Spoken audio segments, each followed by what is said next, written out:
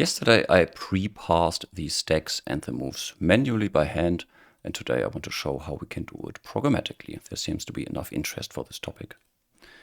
Okay, so I already prepared by splitting the lines. Here's the first line, second line, third line, then the indices, and then an empty line, and after that come the move lines, and they are not interesting for our stacks. So the first task would be to cut the vector of strings here. So maybe let's start with a let binding to make that more readable. So those would be all the lines.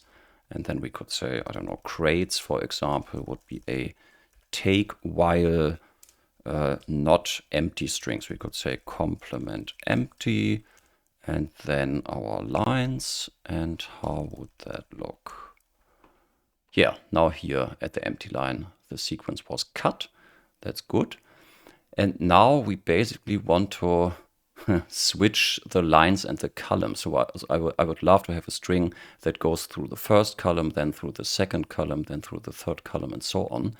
And there's a well-known trick called transpose in general, or maybe let's call it columns. That would be apply map these to lines. Let's see if that works.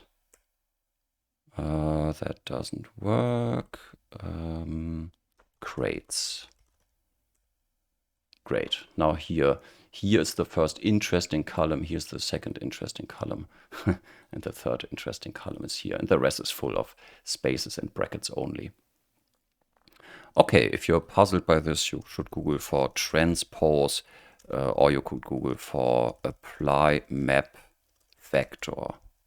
That's where you could find this trick explained in detail. Okay, so now we have those columns. Let's see, what do we want to do? We are not really interested in the space. We're not really interested in the digit. So why don't we simply look for letters with regular expressions? So let's say we want to do that in every column. So let's use a for comprehension. For column in columns, like this. And then we can use a let binding within the for and say, the letters are refined. What's the order of arguments there? First the matcher, so that would be A to Z at least one. And then in our current column, those would be the letters. And how would that look? Oh, that's looking already pretty good. So here are the isolated letters for the first stack, second stack, and third stack. And the other guys are nil. And of course, we want to get rid of the nils. And that's also quite simple. We can simply say when letters, because false and nil are falsy enclosure and everything else like strings, no matter what they contain, are truthy. So this when should get rid of the nils. Yeah, and now we have only these strings left. Now we don't want strings, we want lists. So can we simply convert them to a list? No, then we get the string as a singleton list.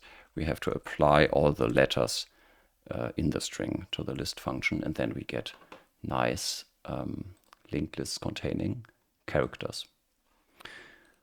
Okay, so the only thing that's missing is the empty list at the front here. So let's take this whole guy and shove it into a vector with an empty list at the beginning. So that would be into empty vector with a linked list at the beginning. Yeah, and then everything works. Okay, so let's clean that up. And interestingly, if we look at the empty function, it tells us do not use not empty, use seek instead. Okay, so apparently that's more idiomatic, and that also works.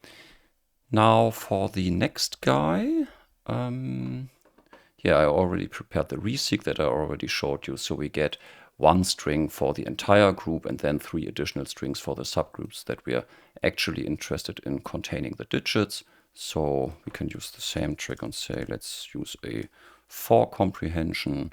Let's call it, yeah, that would be one move basically. And we already destructure that move into the first uninteresting group. And then let's call it n from to.